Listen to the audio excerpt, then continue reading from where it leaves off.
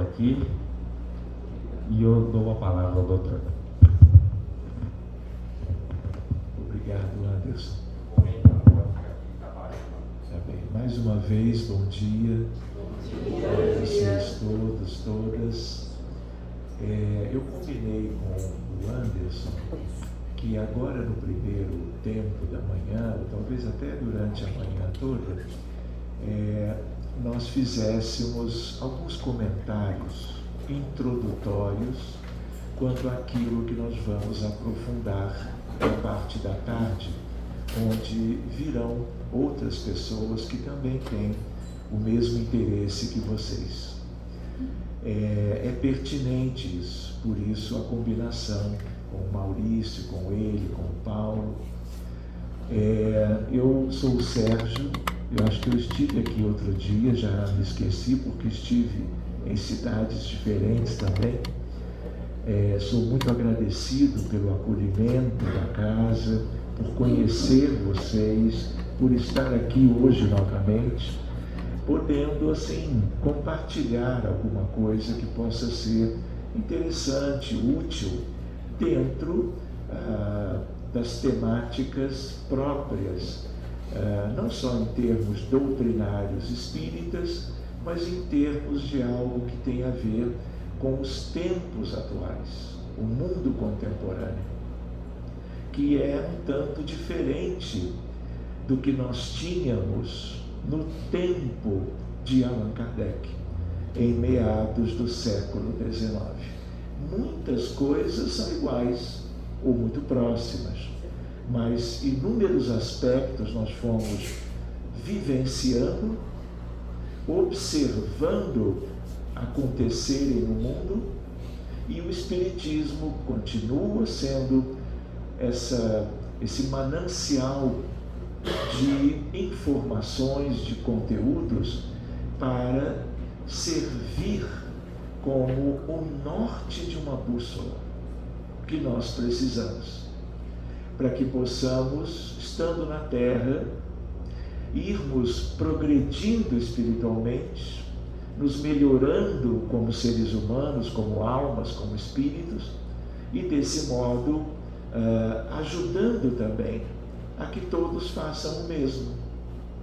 Nós não podemos esquecer que nós somos muitos na Terra, mais de 8 bilhões de encarnados, 14 bilhões de desencarnados, que é uma realidade que praticamente, quando estamos encarnados, ninguém conhece.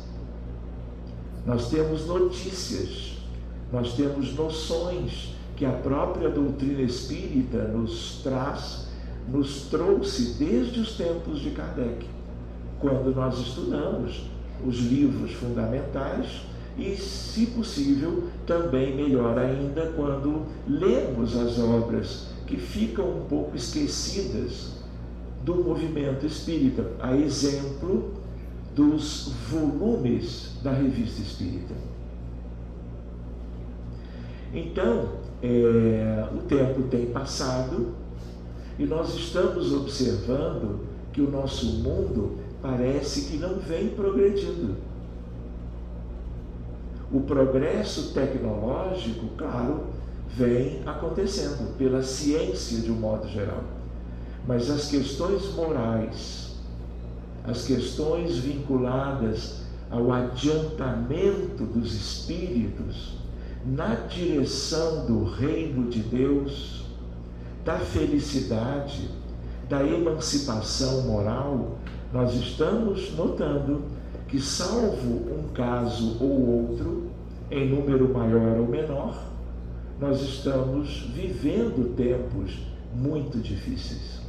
E o Espiritismo, não só por toda a obra de Kardec, mas também com Emmanuel, com André Luiz, com Humberto de Campos, com Manuel Filomeno de Miranda, com Vitor Hugo, com os espíritos, através da mediunidade de Dona Ivone do Amaral Pereira, nós temos muitos subsídios, Mas o que nós não podemos deixar de lembrar, e talvez agora seja uma ocasião para isso, é que nós espíritas, no planeta Terra, vamos dizer, com mais de 160 anos da doutrina espírita entre nós ainda somos um mundo muito atrasado espiritualmente falando.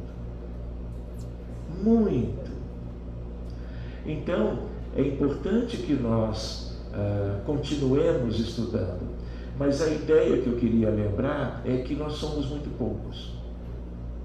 Espíritas no planeta Terra, 0,008%.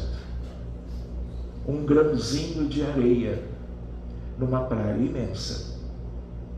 E isso é importante porque nós, por causa desta estatística, nós estamos vislumbrando tempos ainda muito difíceis, porque o Espiritismo, que é o Consolador prometido por Jesus, estando Ele, o Cristo, o Espírito de verdade, junto a Kardec, para que nada fugisse aos objetivos do governo da vida na Terra, que é Jesus de Nazaré.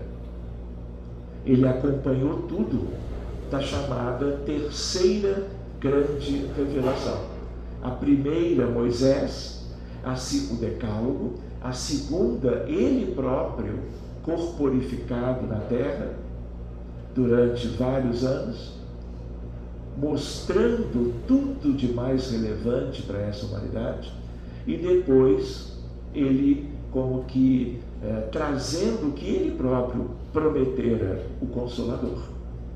Mas isso também não significa que as coisas estejam prontas. É apenas o início de um processo. Por isso somos tão poucos, por isso há um convite evidente para que todos que já conheçam algo da doutrina espírita estejam se esforçando para duas coisas fundamentais: o seu próprio adiantamento moral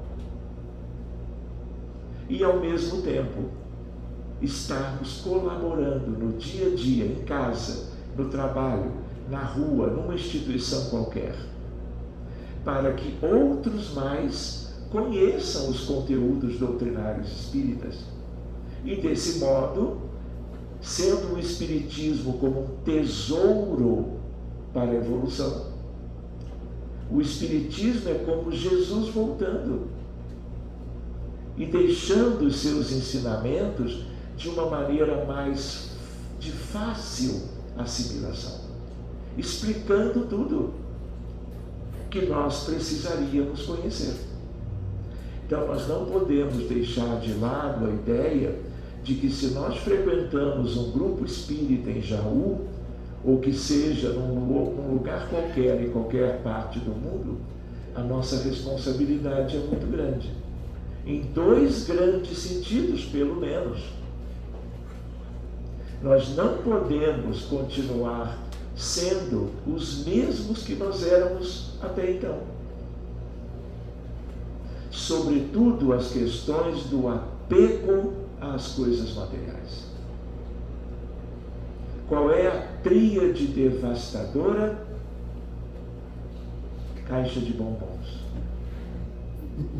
O orgulho, o egoísmo, a vaidade, a indiferença, a ganância, a prepotência, o materialismo que destrói a humanidade, destrói o ser humano. Depois de tantos missionários da luz, antes do Cristo, depois dele, mas sobretudo os ensinamentos dele próprio, antes de surgir a doutrina espírita com as obras fundamentais, o cristianismo prosperou de um certo modo, mas cristianismo legítimo apenas por 200 anos. Porque quando os cristãos novos se ligaram ao governo de Roma, Constantino Magno,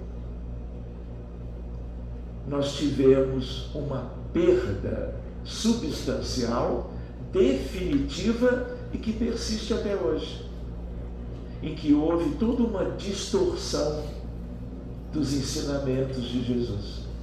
Porque uma coisa, vocês acompanham isso na história do catolicismo e de outras vertentes ligadas supostamente ao Evangelho de Jesus. Em que sentido? Deturpação da essência dos ensinamentos de Jesus. Houve até um ganho quando os cristãos aceitaram essa ligação com o Império Romano. O imperador era Constantino Magno. Qual foi o ganho? Os cristãos eram ainda perseguidos e mortos. Como exemplo, o Coliseu de Roma, o circo romano, que os romances de Emmanuel, há 2000 anos, 50 anos depois, Ave Cristo, Renúncia, Paulo e Estevão, foram nos trazendo. Então nós precisamos tentar nos situar na realidade. Então houve um benefício. Na medida que houve esse vínculo, os cristãos não foram mais sacrificados. Centenas foram. Mas, por outro lado, nós tivemos prejuízos enormes que perduram no planeta Terra, no Ocidente, no Oriente, no Hemisfério Norte, no Hemisfério Sul, até hoje. Com as coisas do materialismo atroz, fazendo parte dos cultos, das igrejas, das reuniões de crenças e credos, e que teriam supostamente uma relação com Jesus, mas que na essência é algo muito frágil para dizermos tão somente alguma coisa. Mas o nosso objetivo é nós valorizarmos os ensinamentos de Jesus, governador da terra, modelo e guia. Para vocês terem uma ideia, co-criador do planeta. Se vocês vão comigo, e talvez já tenham ido até bem na frente, o livro A Caminho da Luz. Já leram? Podem anotar, eu vou falar de 18 livros hoje, brincando um pouco. O livro A Caminho da Luz traz para nós a ideia, por exemplo, de que quando a terra se resfriava, Jesus já era um espírito crístico. Os cristos ou devas arcangélicos não são dentro da hierarquia dos espíritos.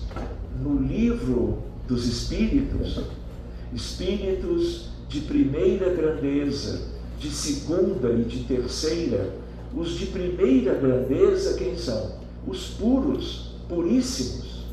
Mas os cristos são acima disso tudo.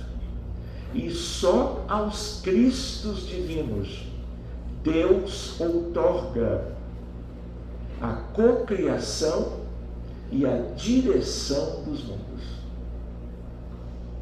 como no caso da terra.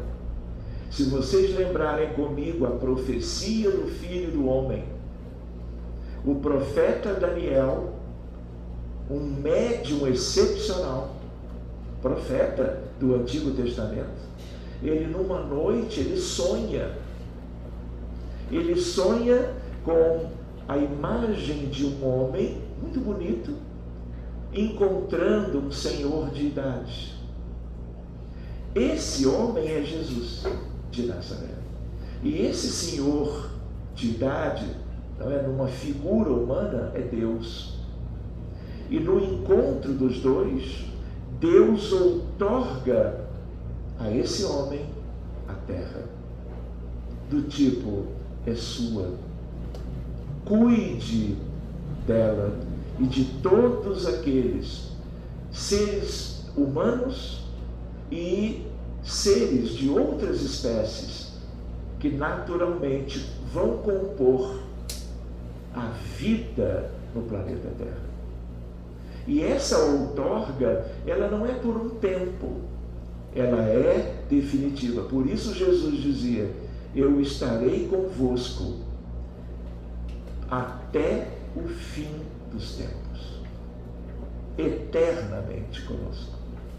Então, se nós também aprendemos mundos primitivos, provas e expiações, mundos de regeneração, mundos ditosos ou felizes e mundos puros, a Terra já vem passando, mas a grande parte, a mais relevante, está por vir. E esse percurso é algo que diz respeito a cada um individualmente. Se vai ser mais curto ou mais longo, se vai ser mais sofrido ou mais simples. Então, por quê? Porque cada um é autor da sua própria condição evolutiva.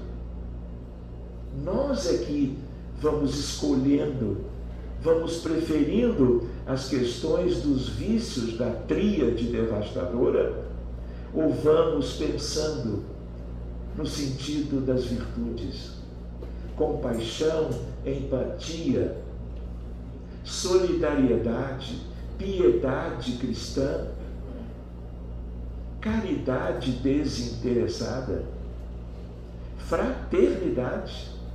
O que mais nós precisamos no sentido de um enriquecimento da condição moral, espiritual de nossas almas ou espíritos que não isto? Então nós gostaríamos de lembrar que o caminho percorrido, ele não é de curta duração, mas de muito pouco proveito para o essencial do nosso processo evolutivo. O Espiritismo nos ajuda a esse despertar. Por quê? Porque, do contrário, a Terra vai evoluindo tão lentamente e o sofrimento acompanhando esse processo lento em suas múltiplas etapas. Então é importante nós nos lembrarmos que nós temos esse convite. E além de uma reforma íntima, de uma educação dos nossos sentimentos, a nossa educação moral em parâmetros de vida eterna, portanto, de acordo com os ensinamentos do Evangelho de Jesus, que agora nós temos à nossa disposição, de Kardec para cá, segundo o Espiritismo, com as luzes do Consolador. Mas isto é para poucos. Olha a estatística, 0,008%. Então, isso sugere um convite para todos. Sejamos espíritas, lidando no dia a dia com o que Jesus procurou ensinar à humanidade. Cristãos de rótulo pode ser algo muito prejudicial a todos que vivem no entorno e aquele que vive o seu próprio engano. Não adianta frequentar a instituição cristã, qual que ela seja, se essa frequência, essa colaboração, essa instrução, ela não nos leva a uma mudança essencial dos códigos da vida moral. Então é uma reflexão para nós. A outra, para nós adiantarmos um pouquinho, é a ideia de que nós temos uma longa jornada pela frente. E nessa jornada, quanto mais cedo nós fizermos os esforços pessoais, que ninguém vai fazer por nós. Ah, eu sou isso ou eu sou aquilo. Se eu não tiver o amor fraterno, universal e divino, eu me manterei nessa estagnação moral. Eu vou desencarnar de novo, vou chegar do outro lado, como muitos chegam, encontram com seus afetos e desafetos desta vida e de vidas anteriores, se dá conta da grandeza do universo de Deus, olhando para as estrelas com uma visão que nem os telescópios nos dão hoje, mas que o espírito livre da matéria, porque desencarnou, tem acesso. Se vê muito pequenino. Olha e vê um corpo. O corpo físico ficou no plano físico, na desencarnação. Mas ele percebe o que nós espíritas, e um dia todo mundo vai ver isso, é o nosso perispírito. E quando nós olhamos, o astral, a aparência humana, ela deixa a desejar para a maioria dos recém-chegados na vida do além-túmulo. Por quê? Porque tudo que nós pensamos, tudo que nós sentimos, tudo que nós elegemos para viver, utilizando a vontade, que é um dos departamentos mais maravilhosos que qualquer filho de Deus humano possui, nós vamos perguntar, por exemplo, o que eu fui fazer da minha vida? Arrependimento é algo que é muito frequente, sem esquecermos que muitos nem se deparam com estes aspectos logo que desencarnam, porque desencarnam e descem para as profundezas da Terra. Umbral inferior, trevas e zonas abissais. É a mesma história que outro dia eu lembrava. Quando nós dormimos, onde nos situamos? Depende de quem somos. Uns poucos sobem, como sobem quando desencarnam, porque tem um perispírito sutil, rarefeito, diáfano, e aí ele não é atraído pela gravitação da Terra. Mas os que têm errado muito, reiteradamente, o perispírito é pesado, adormecem, descem. Rimou, mas é bom para nós nos lembrarmos. Ao mesmo tempo, a noção de que cada um tem um lugar. Qual é o nosso? Como fazer para que na vida futura, já desencarnados de novo, ou mesmo na próxima noite, onde vamos estar? Depende não só de como foi aquele dia, mas depende da nossa história remota, milênios. Porque o nosso perispírito traduz tudo que nós já experimentamos na Terra. E até antes de chegarmos na Terra, vindos de qualquer mundo dentro do princípio da solidariedade. O mais conhecido é Capela. Outro que vale a pena conhecer, que é muito mais adiantado hoje do que Capela, é Sírios.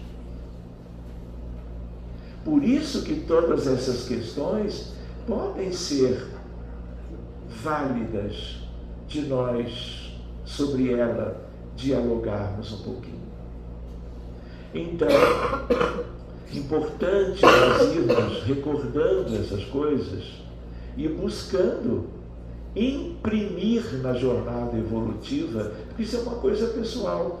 Você vai orar pelos seus familiares, filhos, pais, da parentela corporal como um todo, tentando não esquecer de ninguém. Se você tem um coração um pouquinho mais aberto, você vai orar pela parentela espiritual também. E você pode ir adiante e orar pelo planeta inteiro e até pelo universo, porque isso faz você exercitar pensamentos, irradiações mentais, sentimentos enobrecidos, que são exatamente de acordo com os ensinamentos de Jesus. Quantas vezes Jesus propôs para aqueles espíritos maravilhosos que eram os apóstolos do colégio apostólico. Eles eram quantos? Inicialmente 12, depois 13. Lembram disso? De tal maneira que todos eles são espíritos elevados, não necessariamente puros ou puríssimos, como os de primeira grandeza. Nós não temos uma noção melhor a respeito. O mais importante deles no sentido da evolução, João Evangelista, o discípulo amado. Mas Pedro, Tiago, Mateus, Marcos, o apóstolo médico Lucas, todos eles.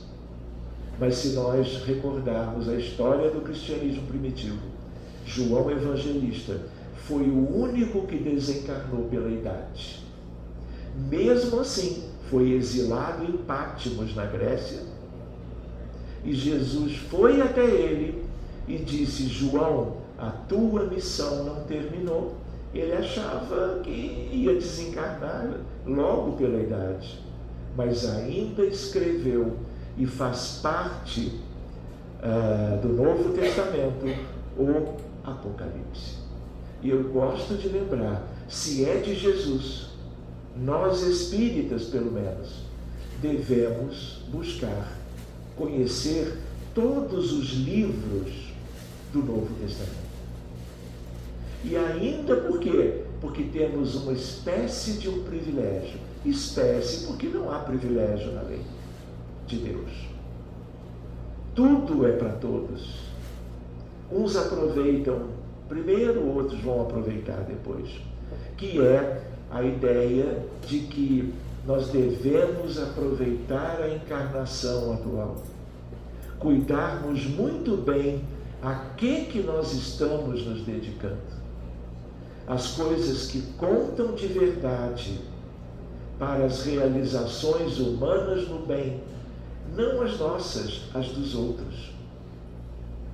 Uma coisa é a parentela corporal, outra coisa é uma visão holística, ampla, de como cada um, na sua simplicidade, pode ajudar a todos os demais.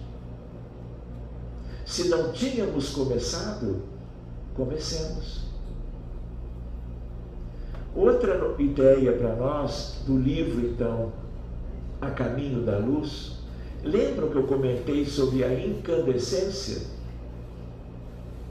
Naquela altura, na profecia do Filho do Homem, que é aquele encontro de um jovem com o Senhor, que seria Jesus com Deus, a Terra ainda tinha essa incandescência. Sabe quando que foi isso? 3,5 bilhões de anos. E ele, Jesus, já era um Cristo de Deus. Por isso que às vezes eu comento entre amigos assim, ou num estudo qualquer, que mesmo nós, os espíritas, não conhecemos Jesus. Temos noções, graças a Ele, graças a Deus e a todos que no cristianismo, nas suas variadas vertentes, vêm falando corretamente a respeito da natureza, que sejam capazes de alcançar a respeito do Divino Mestre. O Messias prometido, o Príncipe da Paz, o Cordeiro de Deus, o Alfa e o Ômega, o princípio e o fim. E como ele mesmo tinha dito, eu sou o caminho, eu sou a verdade, eu sou a vida. E ele ainda continua, e ninguém vai a meu Pai, senão por mim. Num convite tão lindo para que nós o conheçamos melhor, valorizando a sua mensagem de amor. De um amor único, extraordinário, por cada ovelha do seu imenso rebanho, que hoje é um rebanho de 22 bilhões de humanos. Fora o que ele sempre fez por seres vivos, desde o princípio espiritual, desde todo o desenvolvimento do princípio espiritual, até, por exemplo, o reino vegetal, o reino animal, chegando na culminância evolutiva à raça humana. Então, nós somos um percentual pequenino em meio a uma multidão. E todas as vezes que Jesus visitava as multidões, ele o fazia para curar os enfermos. Mas ele sempre orientava. Ele sempre dizia, porque conhecia tudo de todos, de cada integrante de cada multidão, nas terras que os apóstolos o levavam para uma pregação sobre a verdade. Por isso ele disse, eu sou a verdade. E ninguém vai a meu Pai senão por mim. O meu reino não é deste mundo, mas eu vou na frente para preparar o lugar para vocês. Ele deixou tudo. Jesus é um espírito que vive no sol. O trono solar de Jesus e dos Cristos de todos os planetas e suas humanidades do sistema solar. Então, essas lembranças, elas podem nos sensibilizar para que nós, olha, eu fiz alguma coisa, mas eu estou vendo que eu preciso me dedicar aos estudos espíritas. Kardec, Emmanuel, Humberto de Campos, André Luiz. Às vezes eu lembro uma maneira de nós falarmos de Emmanuel apenas com uma coisa de carinho e reconhecimento e gratidão. Emmanuel é um médium de Jesus. Se você se dedicar a estudar uma página ou duas por dia, no amanhecer e no anoitecer, dos livros dele de instrução, como Pão Nosso, Fonte Viva, Vinha de Luz, Caminho, Verdade e Vida, e por último, Ceifa de Luz, você tem Jesus consigo. Tentem buscar sentir a presença dele nas orientações em que Emmanuel avança, fazendo parte do Espírito de verdade que é o Cristo, trocando em miúdos, nós poderíamos dizer, os ensinamentos do Cristo. para que nós que temos mais dificuldades de entendimento, ele veio pela mediunidade de Francisco Cândido Xavier, outro querido emissário de Jesus, que se via como um verme, de tanta simplicidade e humildade. Então, se eu busco Emmanuel, eu tenho Jesus pertinho. Então, eu posso tê-lo, o Cristo de Deus, de muitos modos. E eu preciso lembrar que isso tem sentido. E eu não me deixar levar no dia a dia pelas seduções do mundo. Sobretudo, valores materiais, bens, dinheiro, vantagens, que só nos distanciam do caminho reto da ascensão. Então, eu preciso me conscientizar que, por mais que estejamos encarnados, vivendo mais uma vida em plena matéria, matéria densa do corpo físico, matéria densa da realidade do planeta, ainda assim, eu posso ter os pés pisando o mundo, mas o meu coração, a minha alma, eu preciso elevá-la na direção da nobreza dos sentimentos, das decisões, das escolhas, da utilização da nossa vontade. Do contrário, vem aquilo que se chama o arrependimento.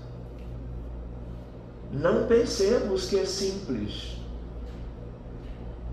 abrirmos mão da sedução da matéria.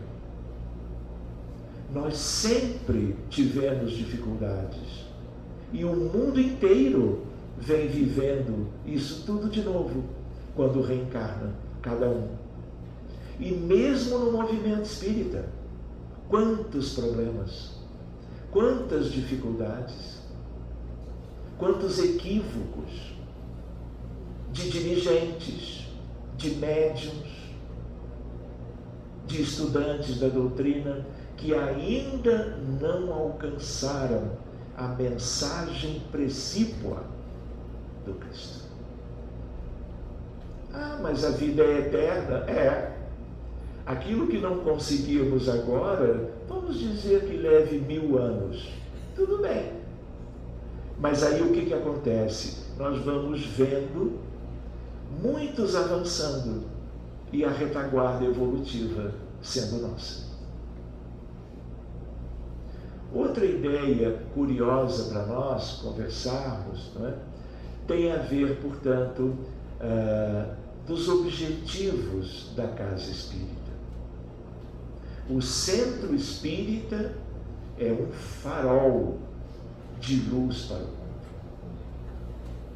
O centro espírita é um núcleo onde os bons espíritos, os espíritos mais adiantados, não que eles não estejam em toda parte, em todas as crenças, credos, religiões, seja quanto aos muçulmanos, aos do judaísmo, aos católicos, cristãos de todas as denominações ligadas, supostamente, mesmo que às vezes só de rótulo, ao cristianismo primitivo.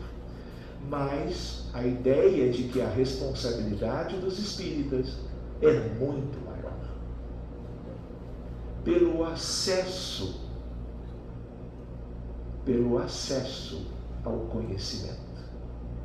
ao conhecimento na quase integridade, acesso a essa luz.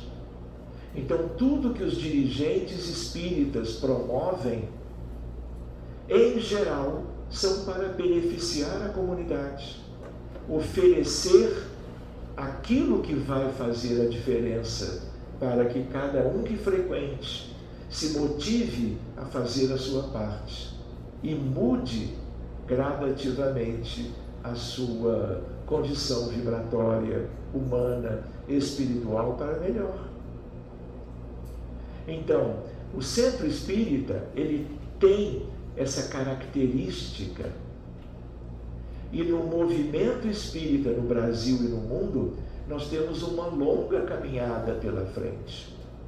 Nós temos ainda muitas limitações, tanto de dirigentes, como de frequentadores, como de médiuns. Mas tudo isso ainda é a nossa etapa. Mas toda a vontade, todo o entendimento do caminho a se percorrer deve nos motivar para as realizações pessoais, mas incluindo a divulgação doutrinária. Porque são sementinhas que você vai espalhando. Convidando amigos, colegas, familiares, vizinhos, conhecidos, pacientes, a conhecerem Jesus. Não no sentido de encontrarem com Ele, porque isto por muito tempo será impossível. Ah, mas eu cheguei no reino de Deus. Chegou mesmo? Ou pensa que chegou? Enquanto não chegar. E não precisa estar vendo Jesus como uma figura divina, maravilhosa. O que importa é Jesus dentro de nós. É a essência do cristianismo. Vocês já ouviram falar de Viktor Frankl?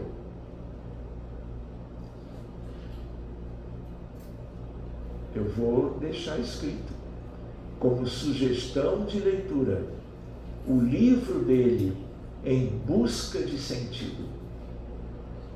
Ele, de origem judaica, foi preso durante a Segunda Guerra Mundial, levado ao campo de concentração de Auschwitz-Birkenau, alguns quilômetros de Cracóvia, na Polônia, viveu todo aquele drama que resultou numa morte trágica, perversa, sofrida de dezenas de milhões, não apenas de judeus, mas de ciganos, de tchecos.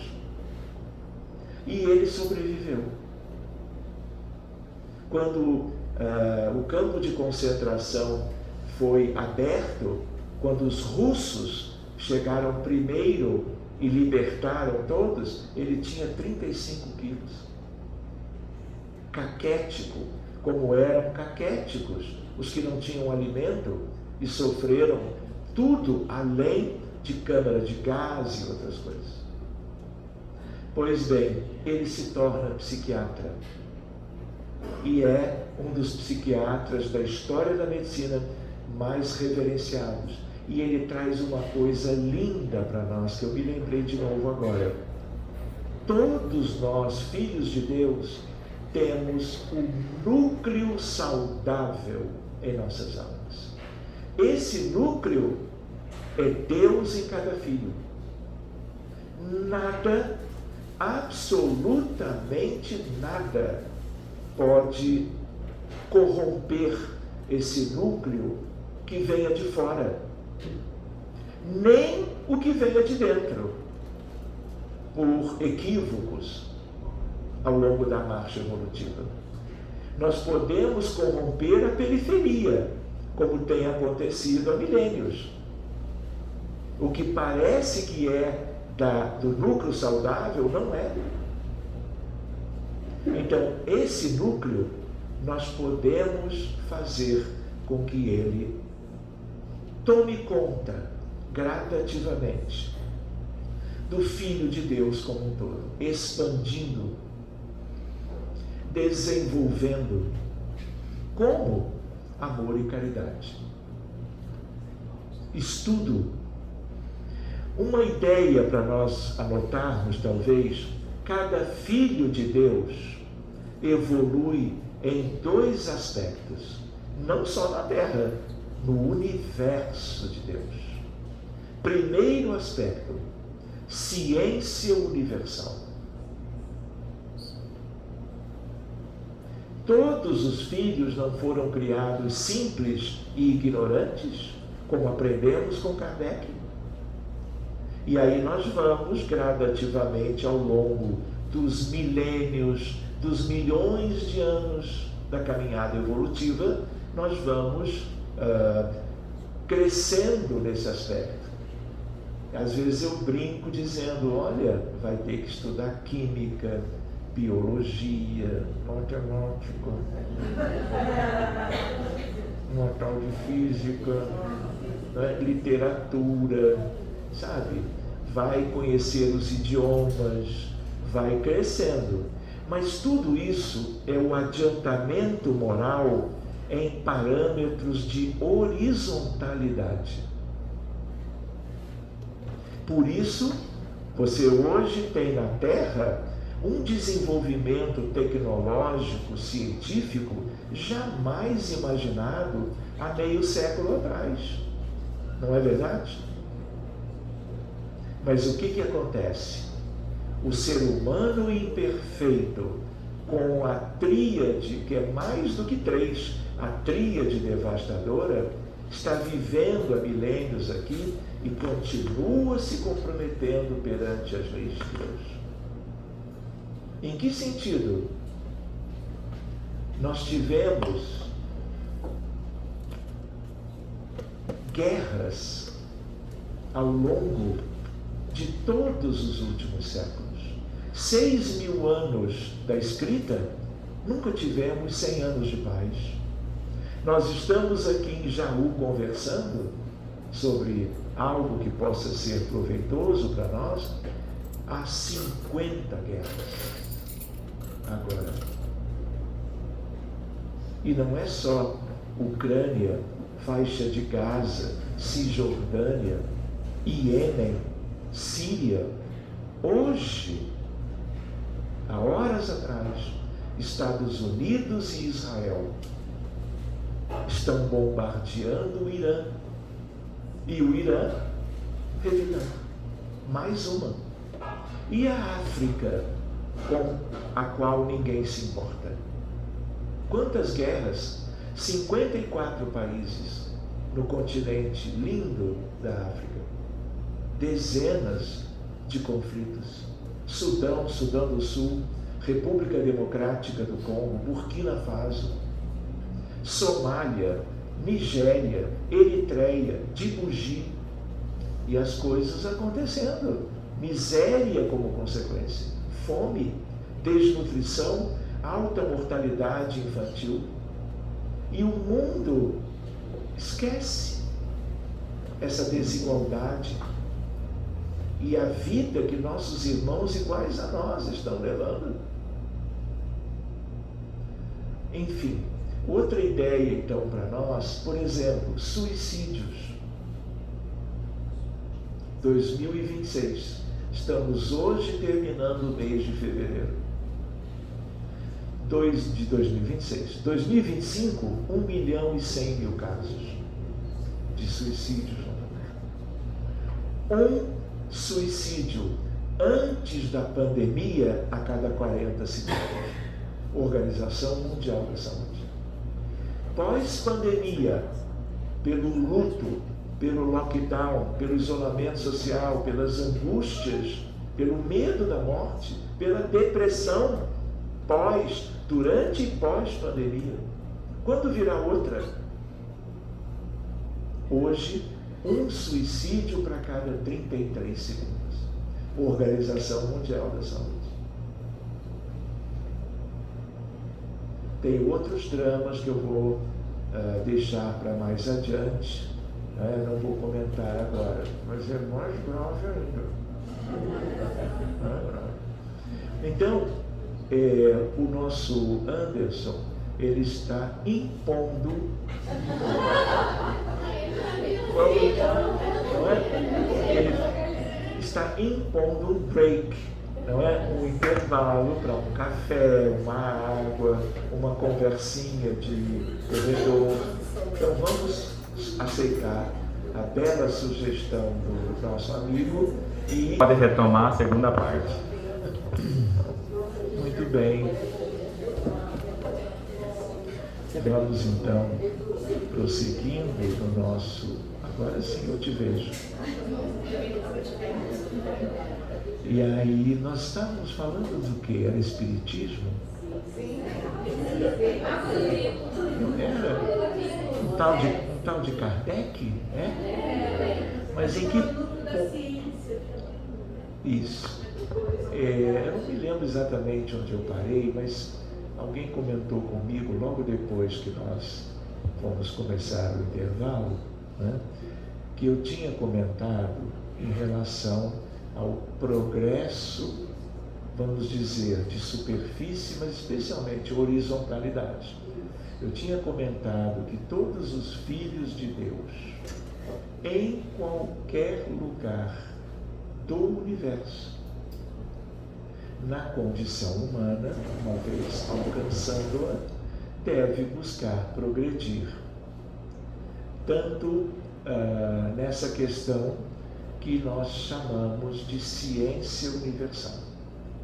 Então, o mundo nosso tem tido um enorme avanço na ciência de um modo geral, na tecnologia, nas coisas ultra sofisticadas.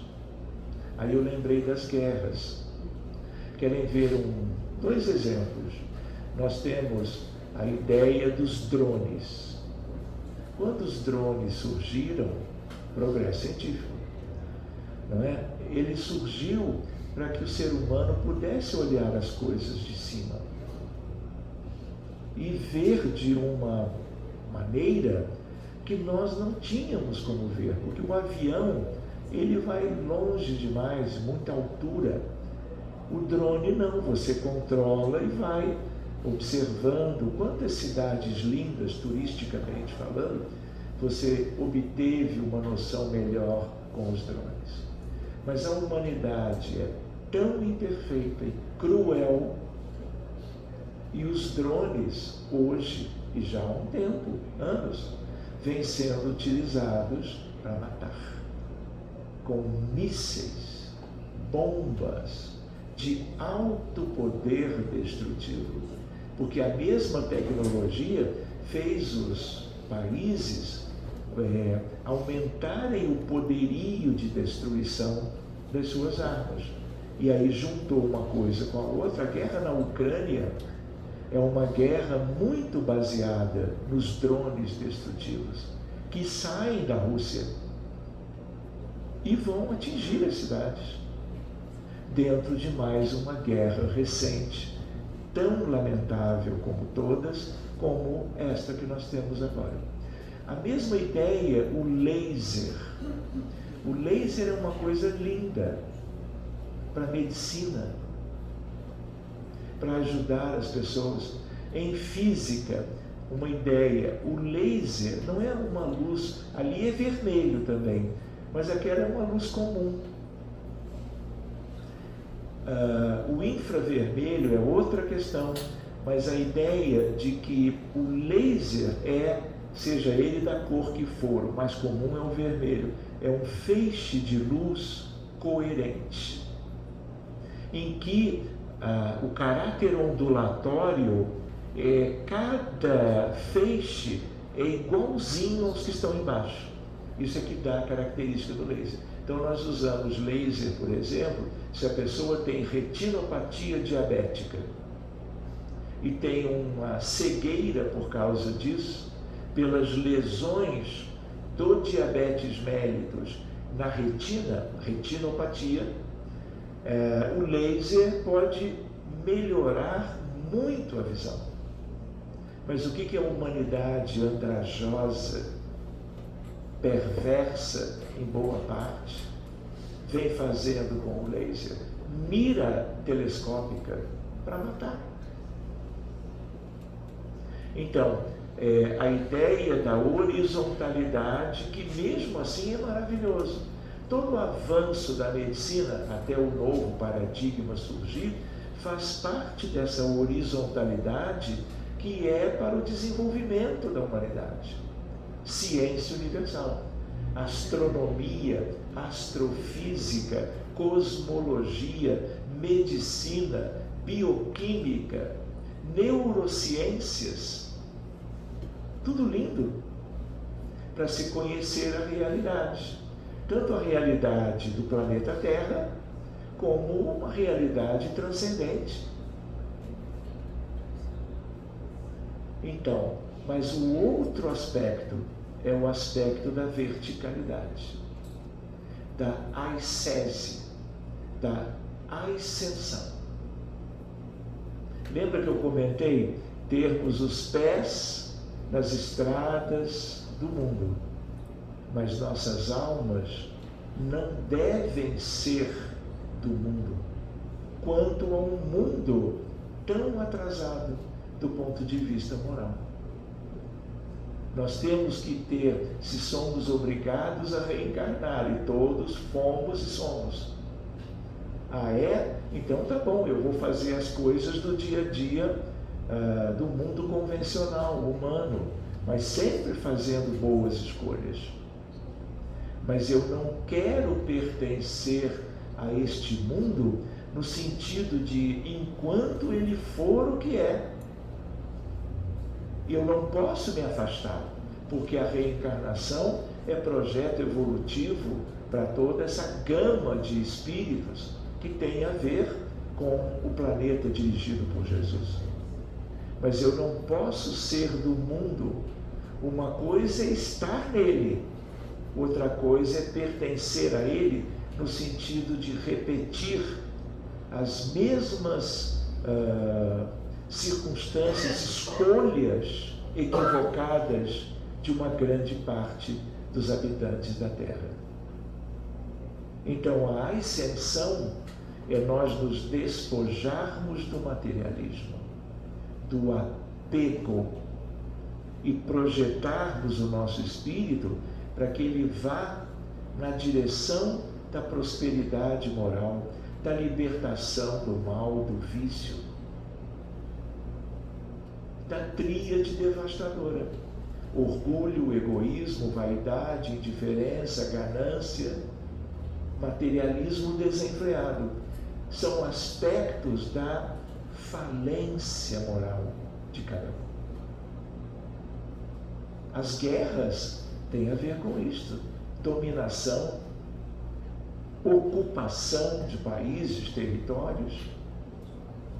Isso é muito grave. 6.000 anos de história escrita, nunca tivemos 100 anos de paz? Que mundo é este? Muitas das doenças, muitas das condições de sofrimento que as pessoas individualmente ou coletivamente padecem na Terra são consequências do que nós fizemos há 1.000, 5.000, 10.000 anos, por exemplo. Sempre lembrando, não sei se eu já comentei, doença, transtorno, doença física, transtorno mental é efeito, é legado, é consequência dele. Não é por uma questão biológica de um defeito que surgiu como casualmente. Não existe acaso, muito menos para questões que geram preocupação, sofrimento, dificuldades no dia a dia de quem quer que seja. Tudo é não casual, mas causal. Você tem o câncer, você tem a cardiopatia, está em fila de transplante, você é uma criancinha com crises convulsivas frequentes por uma síndrome de Rett, que é uma síndrome genética infantil. Você tem o alcoolismo crônico, começou e não parou mais, e hoje é um doente, um transtornado mental com dependência química ao álcool. Você é uma criancinha que com 3 anos, por questões de comportamento, o colega disse que é uma criança com TEA. Tudo isso tem origem. E tudo que haja no corpo vem do espírito. A única exceção, mas que também tem uma relação com o espírito. É quando a pessoa ingere ou usa de um artifício para morrer. Intoxicação exógena por ingestão de ácido. Vai sofrer muito e pode morrer. Então aí é uma coisa que vem de fora. Usou numa escolha equivocada um mecanismo de infligir ao corpo físico um dano irreversível. Então vem de fora. Mas por que a pessoa faz isso? Por alguma questão íntima muito séria. Porque isso não é nada comum. Então todas essas questões do corpo e da alma, da psiquiatria, da clínica médica, da cirurgia, da gineco-obstetrícia, tudo tem a ver com questões espirituais. Então, uma coisa é a verticalidade, outra coisa é a horizontalidade. Pela horizontalidade, você pode ir ao drone, ao laser e a progressos maravilhosos. Mas o que importa? O que você vai fazer com essas coisas? Ou com outras que não sejam essas consequências do avanço tecnológico. Então essa é uma reflexão a mais, né? Para nós irmos meditando a respeito. Então, outra ideia para nós é a ideia que eu gosto de abordar quando possível, é sobre que mundo é esse. Então, uma volta a esse tema, ou vendo ele agora por uma primeira vez com vocês, eu tinha comentado que o centro espírita é um farol. Desde que os dirigentes, os frequentadores, trabalhadores, médiuns, evangelizadores, todo o conjunto dos trabalhadores encarnados atraiam espíritos de muito boa evolução, muito amor, a bem do desenvolvimento das tarefas do centro, que são tarefas de iluminação e de caridade, para todos os que estão na área, que vivem no entorno.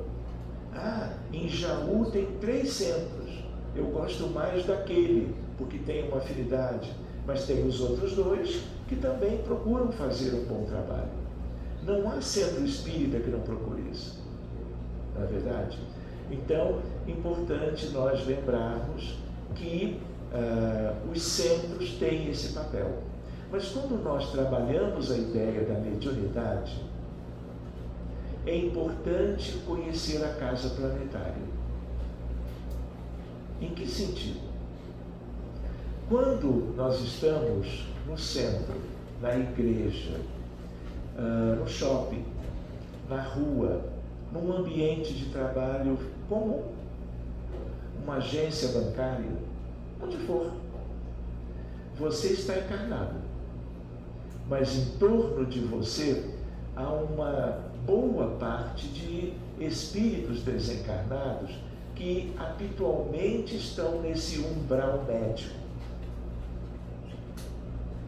Eles nem sobem muito nem descem, fazem parte. A pessoa, por exemplo, que desencarnou, continua em casa, tem afinidade com os familiares, e vocês pensam que todo mundo diz, não, tchau, daqui vou subir, outro daqui eu vou descer, sabe, tem de tudo, entende? Então assim, a ideia é de que essa camada é chamada de umbral médio.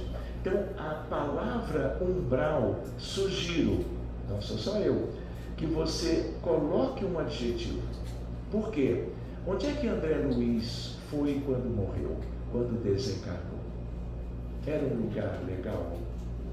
Vocês sonharam de morrer e ir para lá? Pelo contrário.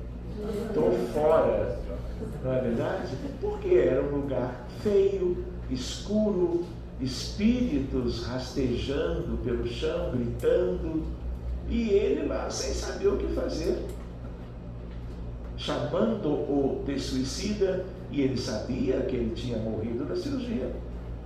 com câncer, aliás. E foi operado para retirar o câncer do intestino, mas morreu. Acontece em pós-operatório.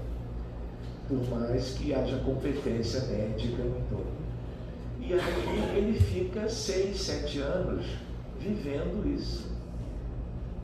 Para um lugar como aquele, para um médico, com uma família legal, assim, trabalhando, fazendo as coisas de boa vontade, é um choque viver ali. Aquilo causou um impacto que ele jamais esqueceria. Até que ele pensa na mãe, lembra da mãe orando e ora. E quando ele, então, pela prece, eleva o pensamento, muda tudo. E aí ele, vamos dizer, bate as portas do céu. O céu, para quem estava onde ele estava, é um umbral superior. Não precisa ser lá em cima. Mas a diferença é tão marcante que é como o céu. E aí vem uma equipe de Nosso Lar. Uma cidade astral do Brasil, parece que ligada ao Rio de Janeiro. Ali já é o quê? Umbral superior. Então vejam, umbral médio, ele vai para o umbral inferior, que é bem diferente. E alguns anos depois ele está num lugar que para muitos é um paraíso. Mas ele volta, né? Volta como? Ele não pode comprar mais uma vez, ele vai na casa dele lá. Vai. Quando a pessoa sobe, o espírito humano sobe, ele vai daquela altura para baixo, mais ou menos como ele bem entender, para ajudar, para socorrer. Quem é do alto não fica no alto. Reencarna e desce espiritualmente, às vezes séculos, para ajudar nos contextos. Quem é que mora lá em cima, numa esfera iluminada, muito mais extraordinária do que a de uma colônia como o Nosso Lar, e fica lá, deitado na rede, tomando chimarrão, sem gaúcho. Não é? Então, desce, sobe, ganha todo aquele aspecto maravilhoso de um abastecimento moral, olha para baixo, já sabe o que tem lá embaixo. Porque subiu, a primeira coisa que a pessoa quer é descer para ajudar. A sua própria família, seus colegas de trabalho, o vizinho que ele sabe, ou ela que sofreu isso ou aquilo, não é? Seja orando lá de cima, irradiando as bênçãos, seja indo, como ele esteve visitando e encontrou a esposa com outro companheiro. E ali ele ganha pela maneira interessante de reagir. Quem reagiria dessa forma, havendo ciúmes como uma coisa humana tão comum? Mas ele soube lidar. Entendeu que o lugar dele não era mais naquela casa, com aquelas mesmas pessoas, e ajudou todo mundo. E, em primeiro lugar, ajudou o atual companheiro da sua esposa. Então, a ideia de termos visto antes umbral inferior, trevas e zonas abissais. O maior contingente populacional na Terra, nos tempos ainda atuais, é embaixo. Eu não comentei de 22 bilhões, como Emmanuel colocou no livro roteiro, capítulo grande do Cadário. O que acontece? A maior parte está para baixo. Então, como os 3 umbrais, eles são, de um certo modo, uma coisa só, mas são bem diferentes. Tanto é que quando vocês leram a obra Nosso Lar, quando vocês viram como é que era a vida na colônia, vocês não ficaram conversando com veneranda, com a ministra mais conhecida, tipo assim, ó, arruma um lugar aí para mim, eu vou morrer no máximo em 10 anos, eu já estou mais para lá do que para cá, aguarda aí, segura aí um lugarzinho para mim. E aí o que aconteceu? 3 milhões de exemplares do livro foram vendidos e lidos, mesmo que nem todo mundo que comprou tenha lido. Aí veio o filme, e aí até os que não eram espíritas foram ao cinema. Que história é essa de colônia? Que nosso lar? Porque todo mundo pensa, para onde eu vou depois, mesmo que seja de outra crença qualquer. Foram ao cinema, mais 3 milhões. O que aconteceu? Aquele lugar, na descrição pelo filme ou pelo livro, é um lugar encantador.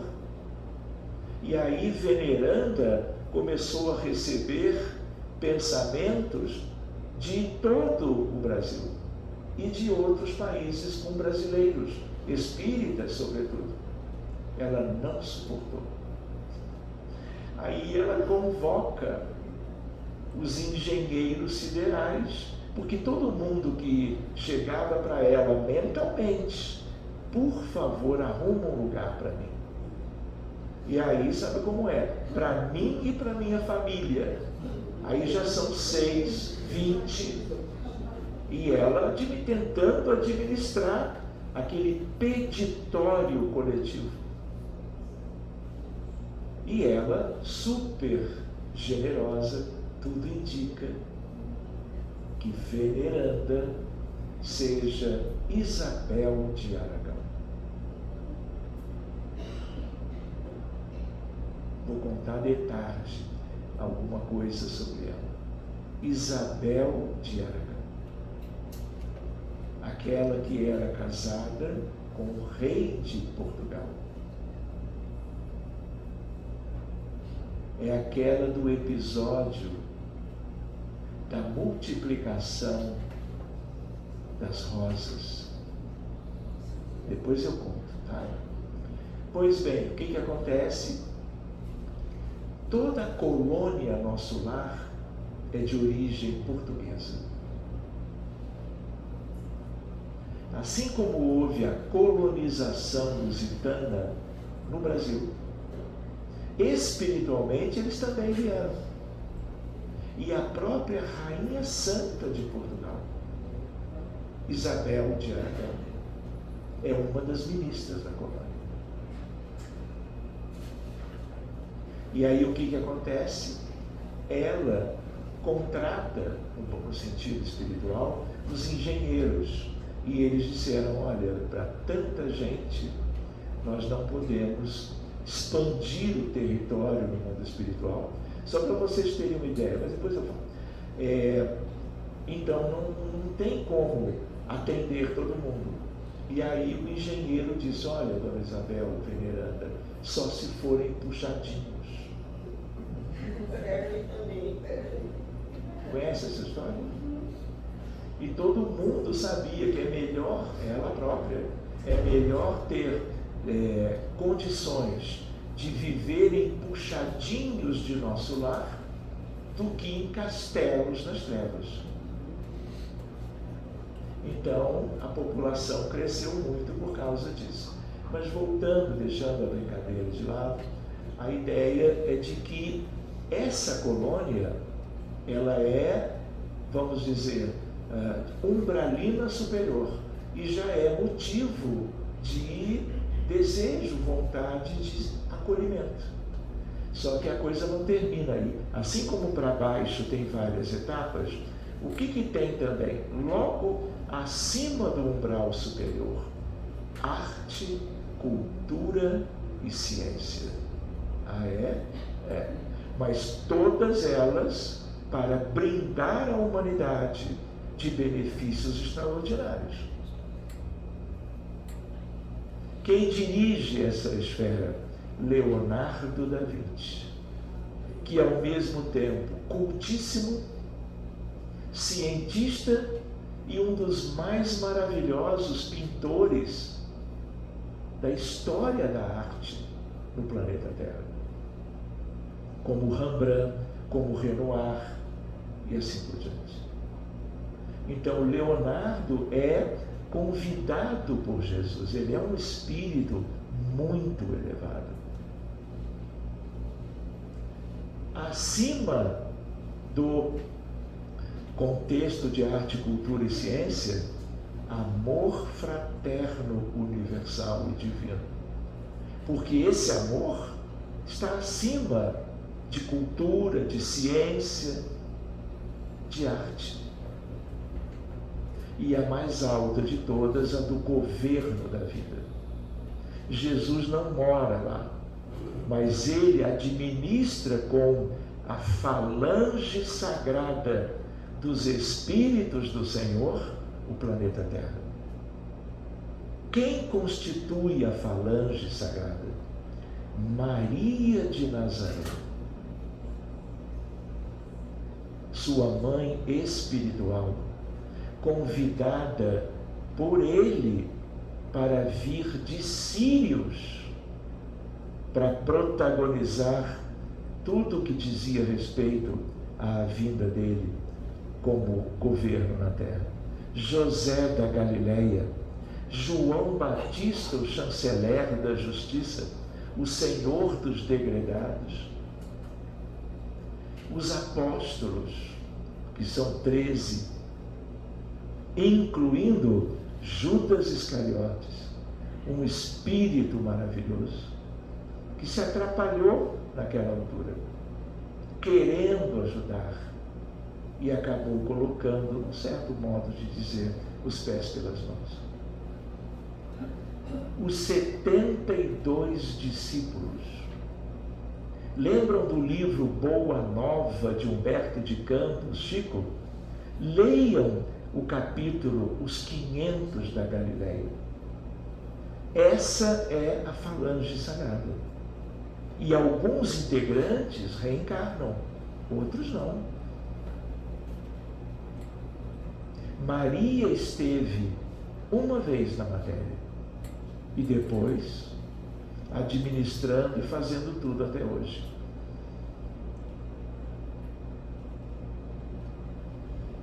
João Batista esteve antes. Moisés, Elias e João Batista são o mesmo Espírito. Então, por que eu estou lembrando disso? Por causa das esferas. Vamos guardar?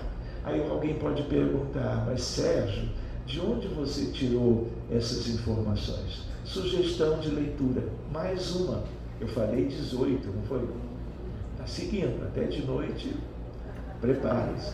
Aí você vai no livro chamado As 7 Esferas da Terra. Mário Frigeri. A Gabi conhece. De tal maneira que é um livro até fininho, letrinha grande, FEB. Não é um livro mediúnico em que o autor é o médium. O autor não é um espírito desencarnado por um médium qualquer. É um livro de compilação.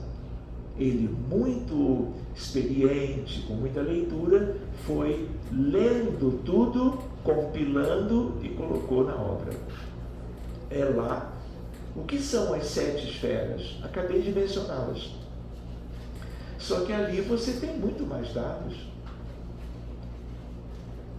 Então, vamos adiante. Essa é uma outra leitura importante também.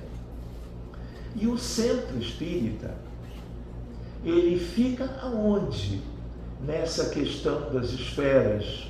Então, como eu lembrei ontem lá em Lins, aqui também em Jaú, se eu estou nesse ponto da cidade, se eu olho para baixo com uma visão profunda, eu vejo umbral inferior, trevas superior, média inferior e as zonas abissais. Se eu olho para cima, mesmo que eu não veja, eu imagino. Imaginação é uma coisa importante. Hoje nós vamos falar dela, vamos falar de ideoplastia e outras coisas. E aí o que acontece? Você tem umbral superior, arte, cultura e ciência, amor fraterno universal, governo da vida. Mesmo que seja na estratosfera, a zona mais alta, não importa, é ligado à Terra. Para baixo não tem jeito, porque é tudo assim, de constrição. Mas para o alto é tudo de expansão, de ascensão. Então, quando você dorme, para onde eu vou chamar? A prece ou uma página de leitura edificante antes de adormecer convém. Convém. A vida, as pessoas têm muitas coisas para resolver, muitos problemas para deixar tudo arrumadinho para poder descansar, mas reserva para você e para o teu entorno um momento. Eu falo para vocês, mas estou me escutando, porque volta e meia eu não faço isso, por um motivo qualquer, local, momentâneo, né? Então, Emmanuel, por que eu comentei ele como médium do Cristo? Porque aqueles 5 livros, fora os outros, romances, esses 5 livros são mensagens balsâmicas para qualquer um de nós, para uma reflexão. Quando ele diz isso, diz aquilo, e ele diz para pessoas comuns como nós, porque nós é que precisamos do Cristo para um proveito, para um progresso, para uma emancipação gradativa, mesmo que seja um saltinho quântico de cada vez, dessa quantização do ponto de vista moral. Então, o centro espírita está no meio do caminho, está no umbral médio. Pode ter centro espírita lá em cima, pode ter um posto de auxílio ligado a um centro espírita um pouco mais para baixo, no mundo espiritual. Mas os centros na matéria estão todos na superfície. Então, é importante nós lembrarmos isso na reunião mediúnica, na palestra da divulgação doutrinária, no dia do trabalho público doutrinário, em que eu tenho a divulgação da doutrina, depois a água fluidificada, depois, no outro dia, a reunião mediúnica, no outro dia, a evangelização da infância e da juventude, com a melhor literatura, com o melhor treinamento, tudo dentro do centro deve ser a favor do progresso das pessoas envolvidas e da divulgação da Boa Nova. Porque a divulgação da Boa Nova é Jesus, seja no lar, seja na comunidade, seja onde for. Então, na mediúnica, nós não temos aquilo lá, daquele modo lá embaixo, nós não temos espíritos obsessores para tudo quanto é situação e região da Terra. O que vocês pensam que é o dia a dia da vida humana, seja no país que for? Adianta ter progresso material? Não adianta.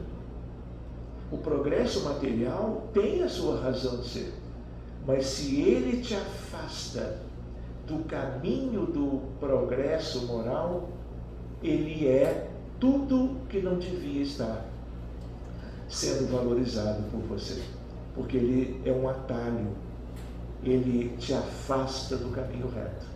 Chega depois da morte o arrependimento. O que eu fui fazer da minha vida? E isso é válido para espíritas, que às vezes são mais espíritas na aparência, na conversa. Às vezes, lembrando uma outra questão ligada a isso, eu preciso conhecer bem a doutrina espírita. Eu posso ajudar a divulgá-la pela palavra, mas eu preciso aprender a divulgá-la pelo exemplo, pelo que eu penso, sinto, escolho, decido no dia a dia, em casa, no trabalho, na rua ou onde for. Do contrário, eu posso ajudar. Emmanuel diz isso no livro Pensamento e Vida. Ele diz: a coisa mais importante, parece que ele está aqui, a coisa mais importante para o espírita é divulgar o espiritismo. Mas aí ele vai pela palavra, mas sobretudo pelo exemplo. Não adianta nós sentarmos apenas, adianta, mas num certo contexto. Você, por exemplo, estudar bem a doutrina espírita, conhecer as narrativas de uma obra, de outra, trocar ideias e tudo mais, mas esse conhecimento, ele ajuda muito. Mas se eu não sou alguém que no dia a dia revele aquilo que o Espiritismo trouxe para dentro, em termos de favorecer as minhas mudanças internas e uma espécie, modestamente, de uma iluminação interior, eu não estou fazendo o principal. Conhecer é muito bom. É a mesma coisa. Ciência universal, o Espiritismo faz parte.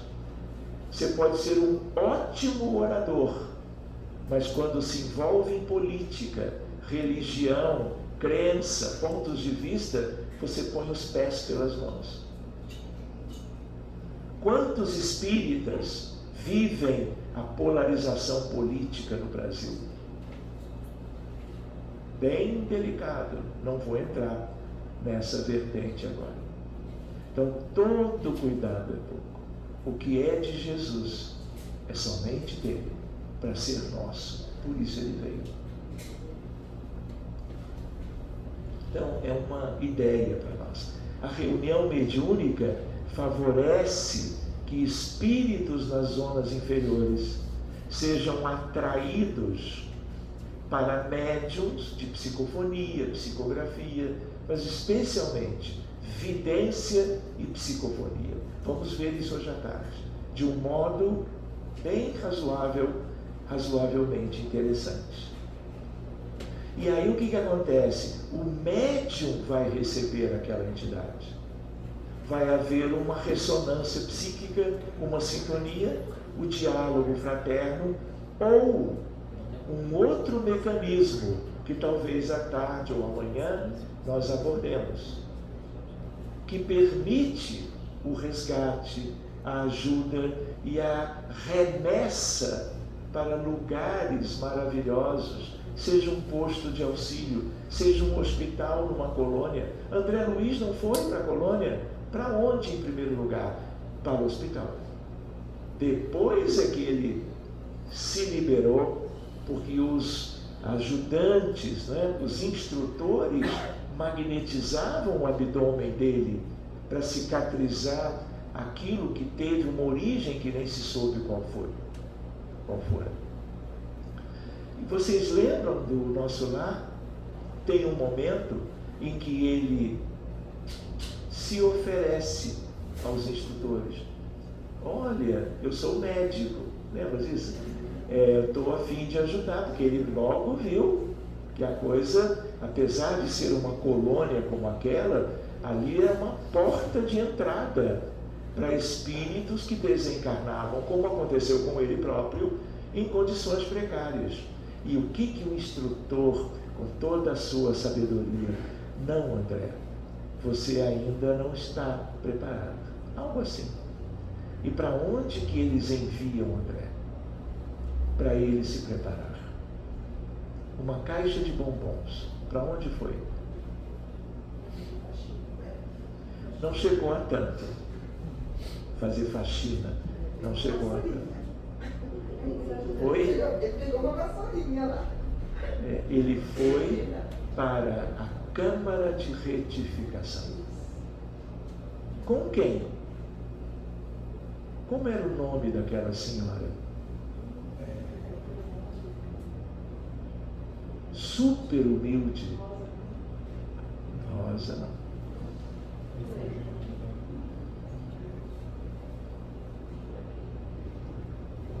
E aí o que ele faz? Ele viu a porta aberta da colônia para receber pacientes. E ela recebia e colocava em macas para tratamento físico, mas físico para a parte material do perispírito, porque o corpo já tinha sido deixado para trás pela desencarnação.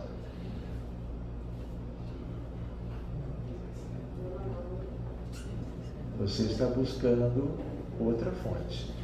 Laura é a residência de algo que tem a ver com o planejamento de uma vida futura dele. É uma senhora já bastante preparada.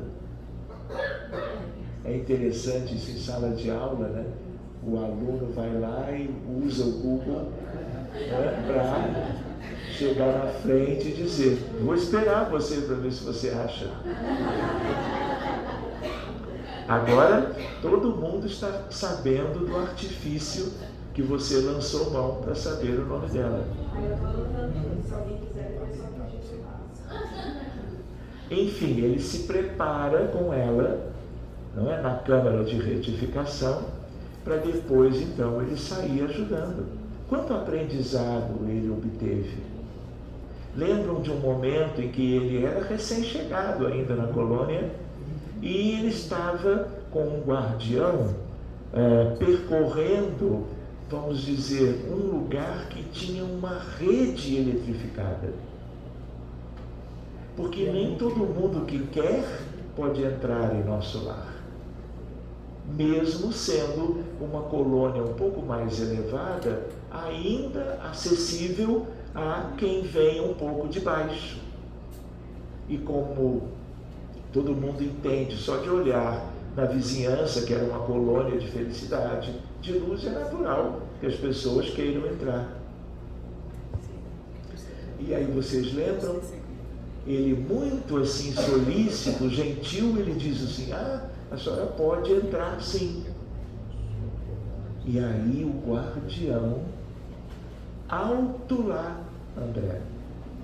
E aí ele coloca a mãozinha sobre a fronte de André e André leva um susto, porque com esse toque, a visão de André Luiz foi uma visão mais da realidade. E aí ele viu uma senhora toda com o perispírito maculado de zonas negras. Lembram? Naquela que ela abortava, ajudava a abortar? Uma coisa assim que eu lembro. Ela era uma candidata à enfermagem, mas visando lucro, aceitava a curetagem uterina, gerando a morte de embriões e fetos. E aí, uma ideia para nós, sei lá, que pode ser útil no futuro: mácula escura no revestimento do perispírito de alguém é crime de morte. Com tantas guerras, com tanta violência, feminicídio no Brasil, 4 casos por dia, infanticídio. Vocês já imaginaram as condições espirituais de quem age contrariando as leis de Deus dessa forma? O futuro de boa parte dos que vivem no Brasil e no mundo? Outra ideia para nós é a ideia do quanto o centro espírita, estando na metade do caminho, entre os céus, vamos dizer assim, e as zonas tristes, o centro espírita é um lugar único de divulgação da luz do Evangelho.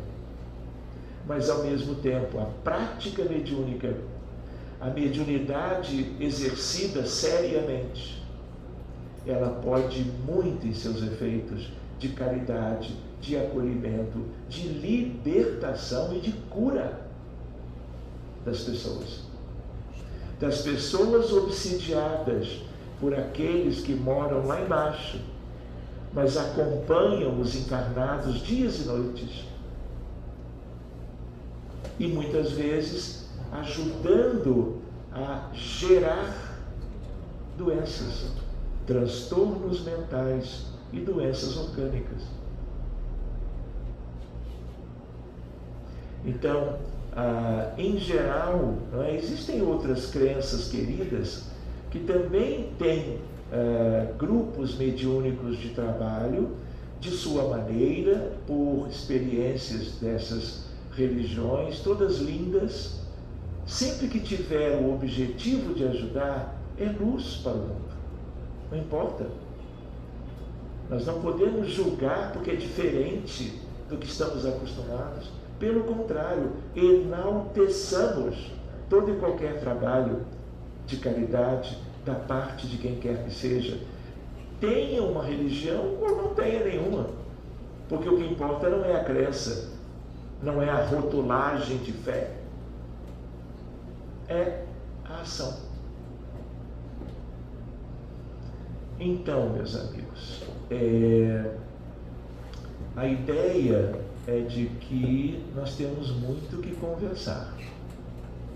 2026, 2027 e vai por aí. Se não for nesse lado aqui, vai ser do lado de lá. Por que não? Daqui a um tempo estaremos. Não é? Deixa de ter apego, porque a hora vai acontecer, né? Vamos nos preparando, se possível. Se possível. Agora, não pensa que tem escadinha que é só apertar o elevador e subir. Tudo tem os critérios das leis de Deus, né? Sobretudo, qual é a mais importante das leis quando você estuda no Livro dos Espíritos? A lei natural. Qual é a mais importante? Da obra principal de Kardec. A lei de amor, justiça e caridade. Então, se nós queremos algo, porque é interessante, nós não temos que fazer a caridade porque soubemos que ela é o caminho da ascensão. Não pode haver, poder até, mas não deve haver esse como interesse. Essa questão como o motivo, isso tem que brotar de dentro do Filho de Deus, da filha. E aí o resto é consequência. Então, de tarde, nós vamos nos reunir de novo, né?